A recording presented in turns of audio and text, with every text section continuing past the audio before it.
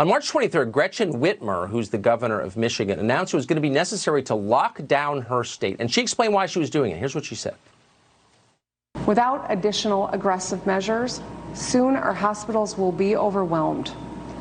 And we currently don't even have enough beds, masks, gowns, and ventilators.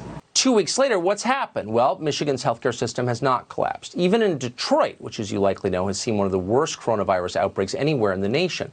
Many hospitals in Michigan, as of tonight, are now discharging more coronavirus patients than they're admitting. In fact, an emergency hospital under construction outside Detroit has slashed its bed count from 1,000 to just 250. Why? The expected number of patients failed to arrive. Now, that's all great news that you would think Governor Whitmer, who's supposed to be looking out for the interests of her own people, would be celebrating on television. She's doing just the opposite. Last week, Whitmer banned all gatherings anywhere for any reason of any size, including in people's private homes, as if she's allowed to do that. If Michigan residents own more than one home, Whitmer has banned them from traveling between them. And outside Detroit, it's very common, especially for working class people, to have a cabin up north. You're not allowed to go there. And then she kept going. Not only did Governor Whitmer close most stores in the state, she banned the few that remained open from selling items that she deemed unnecessary. Big box stores will also have to close areas of the store that are dedicated to things like carpet or flooring, furniture, garden centers, plant nurseries, or paint. If you're not buying food or medicine or other essential items, you should not be going to the store.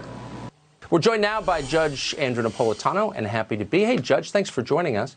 So nice to be with you, you've Tucker. spent the last, well, the 20 years I've known you, talking about civil liberties and how central they are to the American experiment. They're enshrined in our documents, of course. I haven't heard any talk about them recently. Are they still relevant?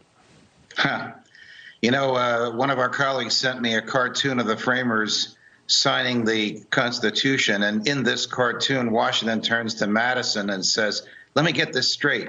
None of this counts if people get sick, right?" You know, sort of a humorous way of mocking what's happening today. Your analysis of Governor Whitmer could apply to nearly all the remaining 49 governors who assume that they have the power to crush individual liberties, violate the Constitution, and write laws. Well, they don't. Laws in this country are written by legislative branches after public hearings and debate, so there's a transparency. So we would know why she doesn't want you to buy garden hoses. There'd have to be a rational basis articulated for it. But when the executive branch takes upon itself the role of not just enforcing the law, but of making up new ones, and when in the process it crushes basic fundamental liberties like the right to travel and the right to worship, never mind on Easter Sunday, but on any time you want to worship, we are witnessing the slow death, the death in slow motion of civil liberties, because these governors, these petty tyrants, will use this power again and again until some courageous federal court or an outraged public stops them. I'm so thankful that you pointed out it's not just Governor Whitmer. I mean, it's Governor Hogan in Maryland, it's Governor Clanrobes in Virginia, it's virtually all of them. Very quickly, do you think there's a mechanism for pulling them back a little bit now? Hopefully it'll be outrage stirred up by the type of reporting that you and some of our colleagues have begun to be doing, and even some of our colleagues on the left have been doing some of this reporting. But basic human liberties are guaranteed in the Constitution. They can't even be taken away by the vote of a legislature, much less the command of a governor or a mayor.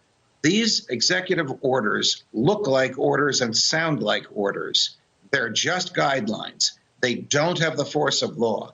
There cannot be a criminal sanction for the failure to comply with them, because they are at their root just the whim of those in power, intended to enhance their power. Yes. They are not valid expressions of constitutional doctrine. Thank you for reminding us of that. Judge Napolitano, great to see you tonight. Thank you. Thanks for having me.